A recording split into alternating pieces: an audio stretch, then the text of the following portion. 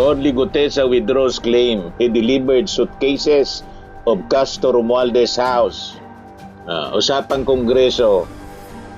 3 minutes ago lang po, basura story, binasura. Orly Gutesa withdraw his earlier claim that he delivered suitcases of cash to the house of former Speaker Martin Romualdez.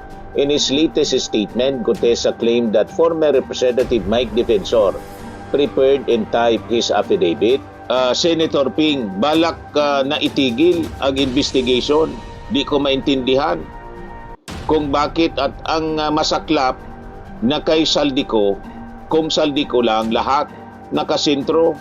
Alam naman natin na di niya magagawa yan nang walang utos. Sumabat si former Congressman Mike. Nagbabagang mga balita at pagtalakay sa mga isyu na lipunan. Bulsa! Opinyon, banat at paglalantad sa katotohanan. Bulsa! What you see is what you get. You decide.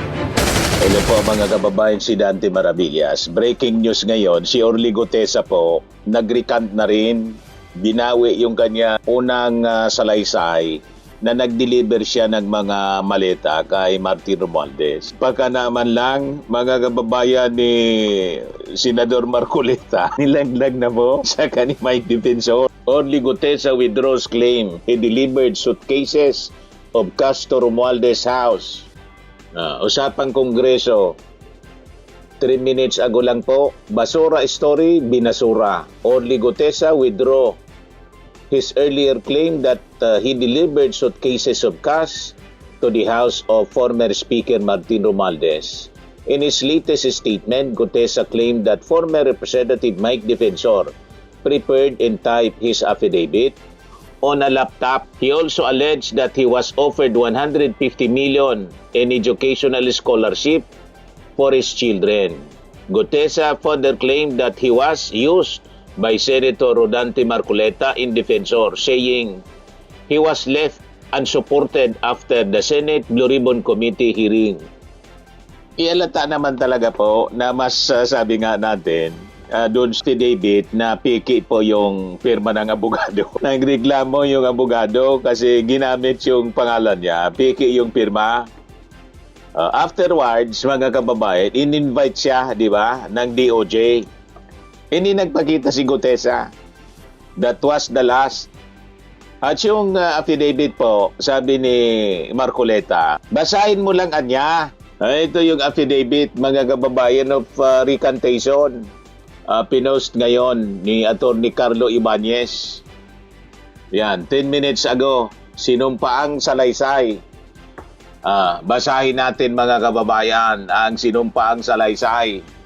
Ako si Orly Gutesa, dating retiradong marino, may asawa at may 4 na anak, nasa hustong gulang, Pilipino, may sapat na kaalaman at kakayahan at kasalukuyang naninirahan sa Barangay 4. Dinilit yung kinubiran yung address. Sa ilalim ng panunumpa ay nagsasaad ng mga sumusunod. Yan, Orly Gutesa. Pinirma niya yung sinumpaang salaysay of recantation. Mahaba, mga kababayan, yung kanyang sinumpaang salaysay of recantation. Ito, basahin ko po sa inyo. Sabi dito, number 1, ginawa ko ang salaysay na ito upang ilahad ang tunay na pangyayari at kung paano ako nahimok at nilinlang na magsalita sa Senate Blue Ribbon Committee noong September 25, 2025 sa ginagawa nilang investigasyon patungkol sa flood control issue sa kasalukuyang panahon. Number 2, ang pagkakataong ito ay hindi ko lubos maisip or sumagi man lamang sa isip ko para magsalita sa nasabing issue at ang buong pangyayari kung bakit nagkita kami ni Senator Dante Marcoleta sa pamamagitan ni former Congressman Mike Defensor sa isang Japanese restaurant na malapit sa Sofitel Hotel sa pagitan ng Amazing Show sa Pasay noong September 24, 2025. Number 3, ang pangyayari ito ay naganap dahil na tumawag sa akin ang driver ni former congressman, defensor na si Django bandang pagitan ng 9 a.m. to 10 a.m. ng September 24, 2025 na ang sabi niya kung pwede daw mag-dinner kasama si former congressman defensor sa araw na yon.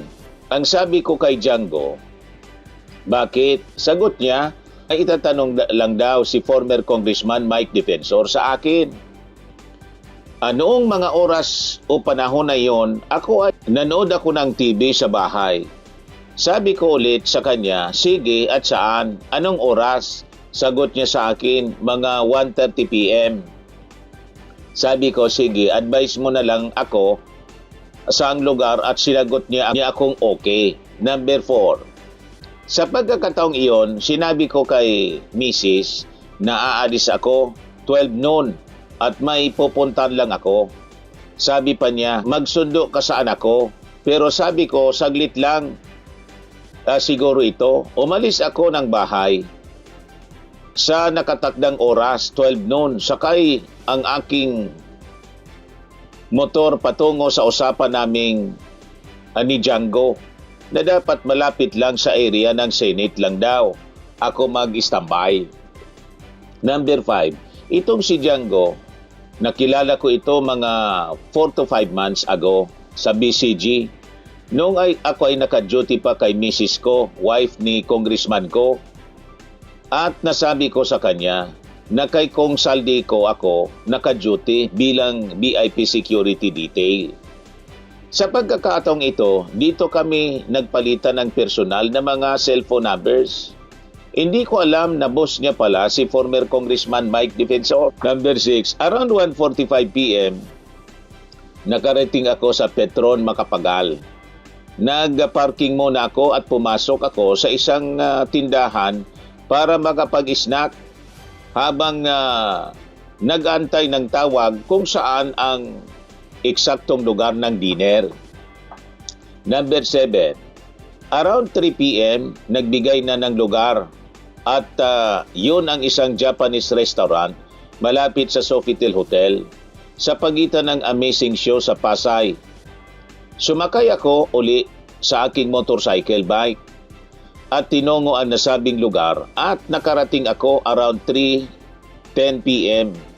sa ibinigay na lugar. Number 8, pagkapasok ko sa restaurant, umakyat ako sa second floor, pumasok sa isang VIP room kung saan sa aking pagpasok ay agad tinanong ni former Congressman Mike Defensor, Orly, sagot ko yes. Yes sir. Ang sabi niya, kumusta?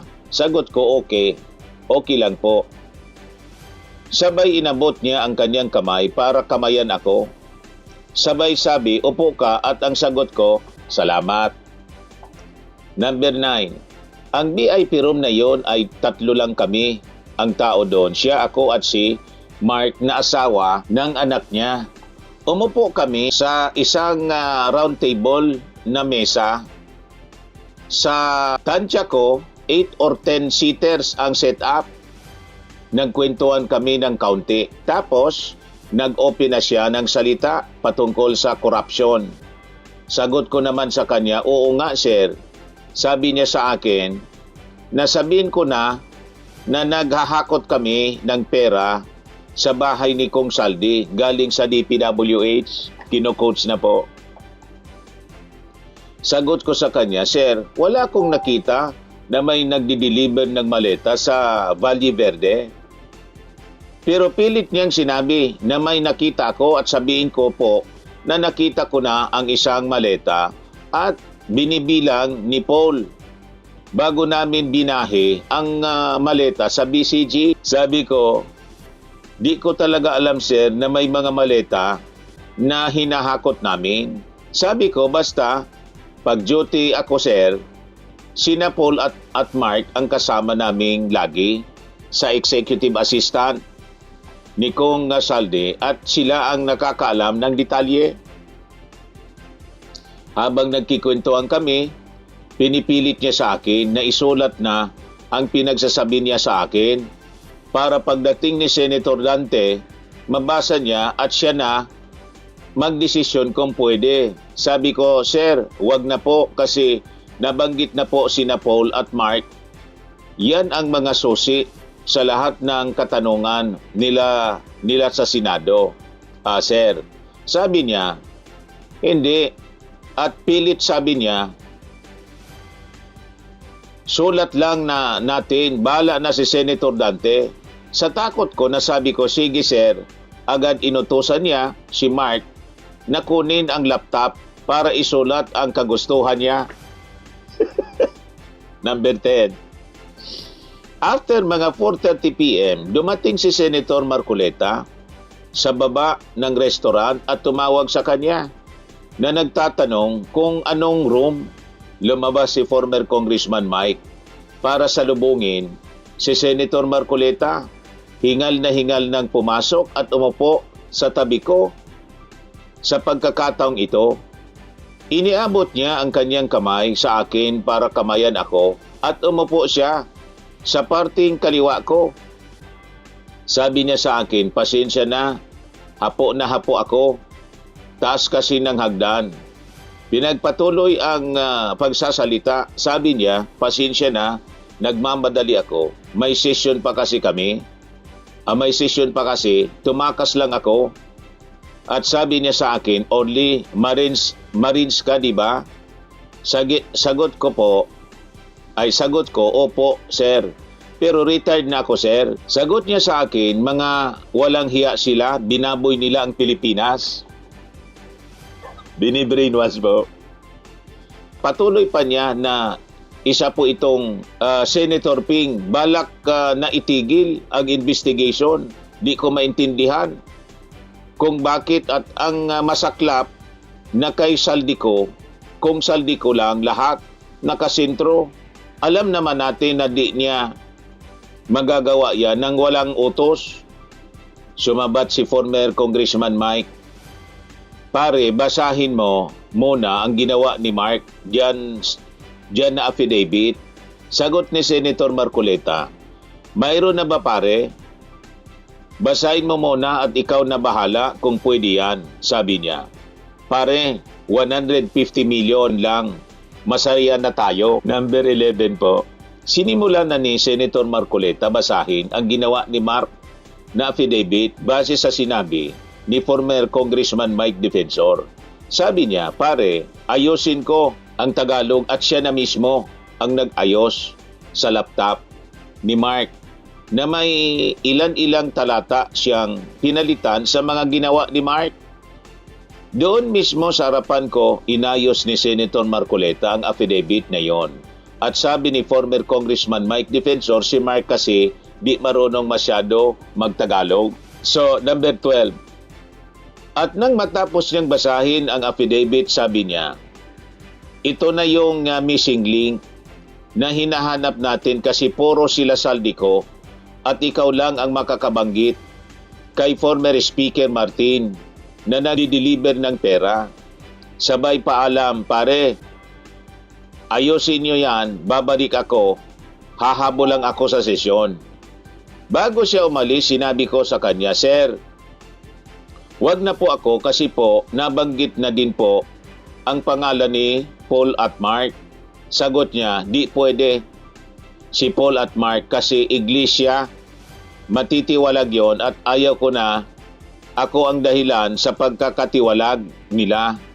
Bawal kasi sa iglesia ang ganyang usapin. At sinabi niya muli at pinilit niya sabay, ako na lang, sabay sabi na, babasahin mo na lang yan at mababayaran ka namin. Ang sabi niya, kung hindi daw niya gagawin, ang plano ni Senator Lacson na itigil ang investigation ay magtatagumpay.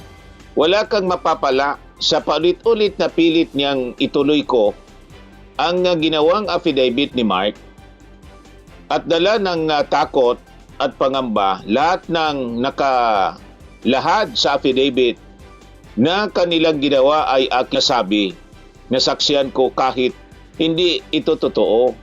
Pati ang pagsabi na napasama ako sa 3 beses na delivery ng mga maleta sa allegedly bahay ni Speaker Martin Romualdez. sa Forbes Park. Wala nga akong naging direktang kontak o nakita man lang si Speaker Romualdez sa nasabing address. Ako ay napilitan na sabihin sa kanya, sige po sir, kung ito ang paraan para makatulong ako, go na ako dyan sir, sabi niya. Kaya lang sir, ang inaalala ko lang po, yung pag-aaral ng mga anak ko. Nag-promise ng cash at educational scholarship si former Congressman Mike Defensor bago tuluyan siyang umalis. Sabi niya, pare, babalik ako, ayusin mo na ang affidavit para pagbalik ko, basahin ko na lang mamaya, sagot ni former Kong Mike. Okay pare. Number 13 ng kanyang affidavit of recantation. Habang inaayos ni Mark ang ginawang affidavit sa kanyang laptop, nasa tabi ako at nakatingin para makita ko din ang ginagawa niya. At nang matapos na ang around 6:45 p.m., bumalik si Marcoleta. Umupo uli siya sa dati niyang inuupuan. Kumain muna siya, nakakamay lang siya at pinapak agad ang pritong manok. At matapos siyang kumain, binasa uli niya ang affidavit na ginawa ni Mark at sinabi na okay na ito pare, print mo na. Inutusan ni former Congressman Mike Defensor si Mark na tanungin kung may printer sa restaurant. At mga ilang minuto bumalik si Mark, dala ang mga printed na affidavit at kumuha si Senator Marcoleta ng isang copy. Sinabi niya, akin na muna ito para may copy na ako. At pilit sinasabihan niya ako na ipanotaryo mo yan sa kakilala namin. At bukas punta ka ng Senate kasi may hearing ng 9 a.m. Dapat nasa Senate ka ng 8 a.m. Diretso ka sa office ko. Pagkatapos ay umalis si Senator Marcoleta at sumabay na din si former Congressman Mike Defensor. Pang 14. Naiwan kami ni Mark at pinapunta ako sa mapapagnotaryuhan sa Pasay. Agad binigay niya sa akin ang address at pinuntahan ko para makapagpanotaryo doon.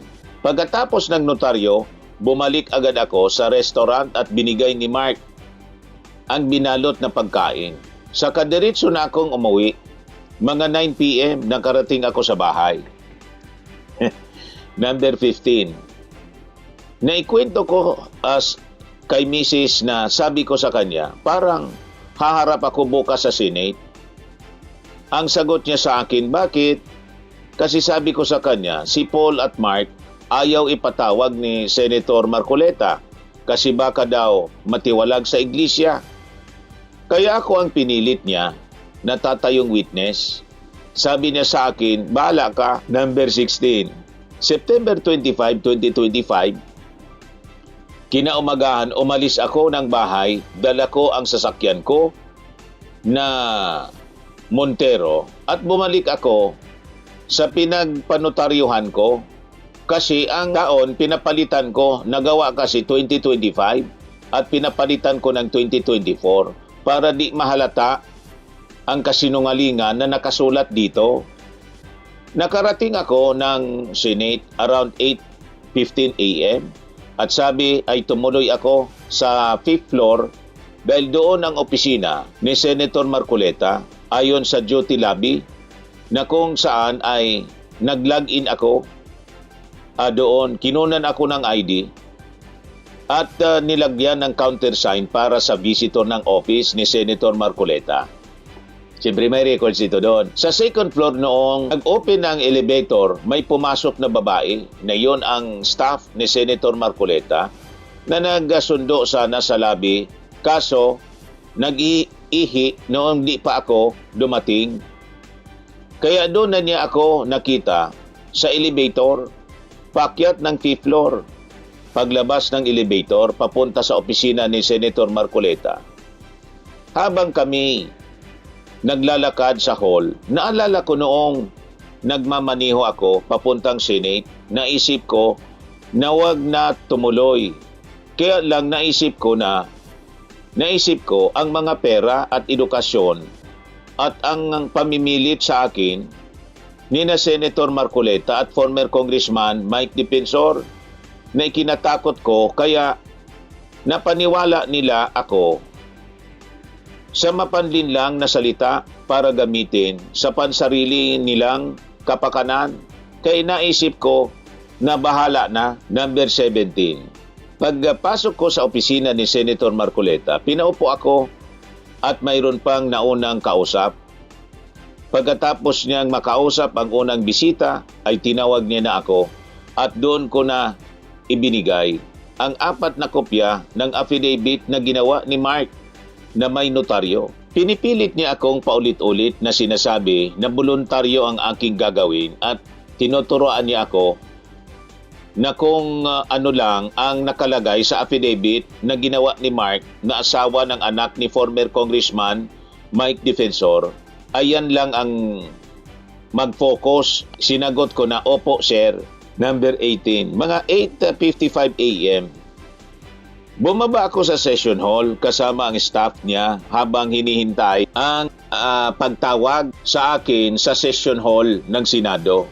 Saktong 9:50 a.m. tinawag na ako na pumasok sa session hall at sinamahan ako ng kanyang staff hanggang sa pinaupo ako sa pinakalikod na nasa gitnang bahagi kung saan kaharap ko sina Senator Ping Lacson, Senate President Tito Soto at Senator Erwin Tolfo.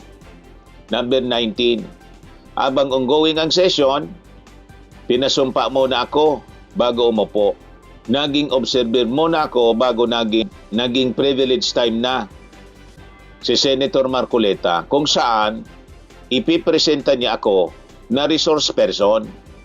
Binasa ko ang affidavit na ginawa ni Mark at napagalitan pa ako ni Senator Marcoleta kasi nag-adlib ako at ang sabi ay sundan lang ang nakasulat.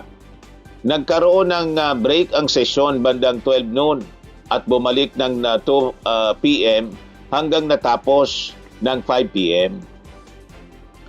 Number 20. Pagkatapos ng sesyon ng Senado, tinangka ko pang kausapin at magpaalam kay Senator Marcoleta. Pero may kausap siya at hindi niya na ako pinansin. Hanggang lumabas na ako ng sesyon kasama ang security ng Senate papuntang ground floor. Doon pinapirma na ako ng waiver na ayaw ko magtanggap ng security galing sa kanila na kung saan ay tumagal ang proseso ng mga 1 oras. Lumabas akong mag-isa na naglalakad patungo sa open space ng parking area ng Senate at nakalutang na gulong-gulo ang isip dahil sa hindi man lang ako kinausap ni Senator Marcoleta pagkatapos niya akong gamitin sa kanyang mapansariling mithiin na mapublicize at i-criticize ang alleged involvement ni dating House Speaker Romualdez. Nagamit na eh. Tinatanong ko ang sarili ko, bakit ko ginawa ito? Napakabilis ng pangyayari at litong-lito ako. Sa mga panahon yon na kahit habang nagmamaniho ako, kinakausap ko ang misis ko na nanginginig, nanghihingi ako ng kapatawaran. Kasi nadala ako sa matatamis na salitang pangako nina former Congressman Mike Defensor at Senador Marcoleta, kaya ako nagpagamit ng gusto. Kay bilis ng pangyayari, di ko inaakala na ganito pala ang kalalabasan ng ginawa ko. Sa kadahilanan ng bugso ng damdamin at nagpadala sa manggagamit at matatamis na salitang para sa bayan, kaya nagawa ko ang bagay na yon. Number 21. Marami ang nagpadala ng pakikiramay ng kanilang simpatya at suporta.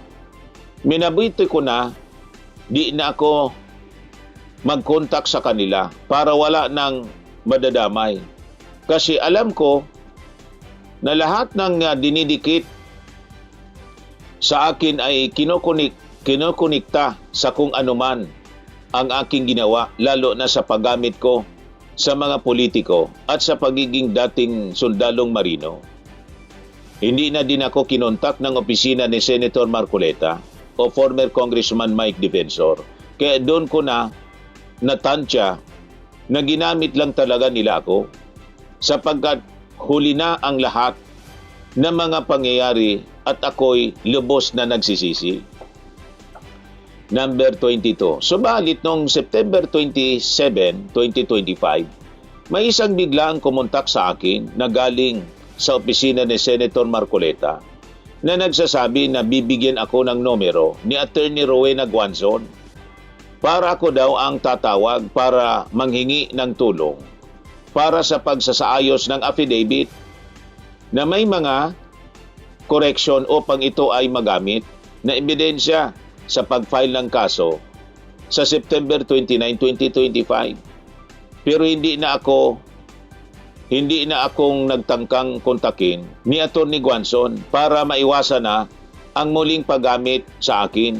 Hindi na daw siya nagtangkang kontakin si Atty. Guanzon. Number 23, ang tanging sinandalan ko na lang ay ang mga tunay na kaibigan na naging karamay ko at gumabay na nagbigay linaw sa aking isipan dahil sa pangyayari para sa aking seguridad at ng aking pamilya upang hindi na ako magamit pangmuli ng mga taong uhaw sa kapangyarihan. Yan ang kabuuang pangyayari sa panahon na yan. Ginawa ko ang sinumpaang salaysay na ito ng malaya at kusang loob at ako ay nanunumpa ng lahat ng nakasaad dito ay pawang katotohanan ayon sa aking kaalaman at paniwala. Signed, Orly Gutesa, nagsasalaysay. So yan ang pirma, mga kababayan ni Orly Gutesa. Oh. Tinakpan lang. Ginawa ko ang sinumpaang salaysay na ito ng malaya at kusang loob at ako ay nanunumpa ng lahat ng nakasaad dito ay pawang katotohanan ayon sa aking kaalaman at paniwala. So i-replay ko sa inyo mga kababayan.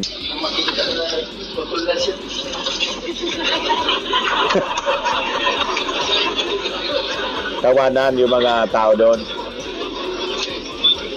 Sa magmamadali, kung ano yung nakasulat, yun ang babasahin mo. Sabi ko sa inyo, diiyakan ngayon yung mga DDS. So, deserve ni Marcoleta at saka ni Mike Defensor na makulong. Although, walang relasyon dito yon yung pagkakulong nila. Yung pagtanggap ni Plunder, yung pagtanggap mga kababayan ng 75 million. Ganon din itong yung donor isa sa mga donors, 30 million yung binigay ni Mike Defensor kay Marcoleta. Ngayon, napakalaki pala yung promise sa kanya. 150 million. Wala, hindi naman natupad. Malinaw na sindikato po ang nasa likod nito. Anyway, yan lang po mga kababayan. At ngayon, ito na yung breaking news sa mga national dailies po at mga major television network. Yung pag-recant ni Orly Gutesa. Okay pa? Ako po si Dante Maravillas. Bye-bye. God bless. Swimming and lifting cream, pinapahid po sa mga pulses in affected area. Mainam po sa paninigas ng mga kasukasuan. Ito naman po, Automax Radiant Serum. Sa mukha naman yung application, anti-aging po siya. You will look 10 years younger than your age. Sa mga cancer patients naman po, baka lang gusto ninyo itong itry. Neng siya red mixed fruit drink. Hindi mo po siya gamot, food supplement siya. Kaya lang, gawa siya mga kababayan sa goji berry. Yung goji berry, may anti-cancer properties. O ngayon, yung mga inquiries ninyo, dumiritso na lang kayo sa aming messenger sa Facebook para masagot namin agad. Ayos pa? Ayos na ayos niya, Mr. Maravilla. Sa mga naghanap po ng malinis and spacious fitness gym, pumunta lang po kayo sa aming Colossal Fitness Gym. May Grab car rental din po kami. But anyway, ito po pala yung aming bagong product na binibenta online. I am worldwide amazing pure organic barley powdered drink mix from Australia. Negosyo to ng aking anak na architect entrepreneur Riz Maravillas. Ayan po. Kontakin na lang po ninyo siya, Riz Maravillas on Facebook. Ang mga health benefits niya, boost immunity, improves digestion, enhance energy levels, packed with antioxidants, prevent cancer. Ito naman po yung bago naming product na binibenta online. Eye Glow Serum, whitening po siya. Tingnan ninyo yung epekto sa aking anak na architect before and now. Yung mga inquiries po ninyo, dumiretso na lang kayo sa kanyang Facebook account, Riz Maravillas.